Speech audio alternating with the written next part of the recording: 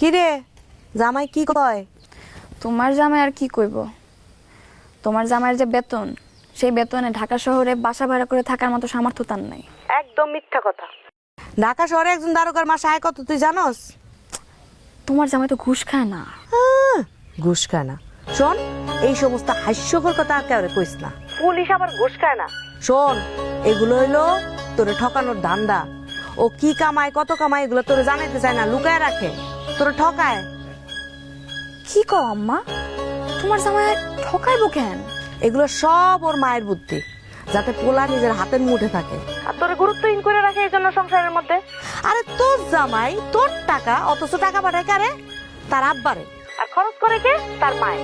আম্মা, আমার শ্বশুর শাশুড়ি আমার অনেক ভালো জানে।